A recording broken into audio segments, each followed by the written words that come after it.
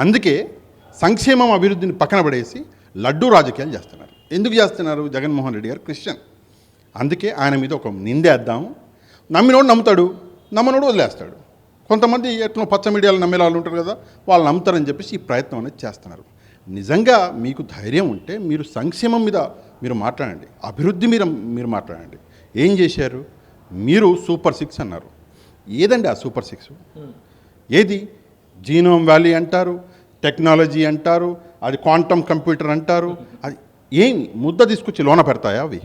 సరే, ఉద్యోగాలు ఎంతమందికి ఇస్తారు? ఉద్యోగాలు 1,00,000 మందికి ఇస్తారా? 50,000 మందికి ఇస్తారా? 1000 మందికి ఇస్తారా? ఇవ్వలేరు మీరు. కానీ రైతాంగం లక్షలాది మంది ఈరోజు వ్యవసాయం మీద బతుకుతున్న రాష్ట్రం మనది. ఆ రైతుల కోసం మీరు ఏం చేశారు? మీరు ఇస్తానటువంటి 20,000 ఇచ్చారా? పోయిన ఏడాది పావలా ఇయ్యాల. ఈ ఏడాది మీరు ఇచ్చే డబ్బులు ఎలా ఇస్తున్నారు ఒకసారి చూసారా? సెంట్రల్ గవర్నమెంట్ డబ్బులు కల్పిస్తున్నారు. దీన్ని అన్యాయం అనరా? ఒకసారి ఆలోచించాలి. తిరుమల లడ్డు విషయానికి మళ్ళీ వస్తానండి. నేను ఈరోజు మీటింగులు పెట్టుకొని మరి 3 కూటమి పార్టీలు చూశారు. మీటింగులు పెట్టుకొని ఒక స్ట్రాటజీ ప్రకారం ప్రజలు నమ్మట్లేదు, ప్రజలు ఇంకా జగన్మోహన్ రెడ్డితోటే ఉన్నారు, ఎలాగైనా ప్రజల్ని మభ్యపెట్టాలని చెప్పేసి వచ్చారు. 9 మంది కూర్చున్నారు. చూశారు కదా.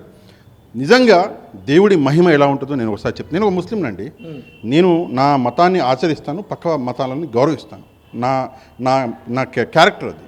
నేను ఒకటే విషయం, ఆ 9 మందిలో ఎంతమంది నవ్వుతూ మాట్లాడారండి? వాళ్ళ మొహాలు ఒకసారి చూసారా? ఈరోజు సోషల్ మీడియా అదే అడుగుతుంది, ఏమైంది బాబు గారు మీ మొహానికి? ఆ రోజు ఎందుకు అలా ఉన్నారు? ఏమైంది పవన్ కళ్యాణ్ గారు మీ మొహానికి అని చెప్పేసి.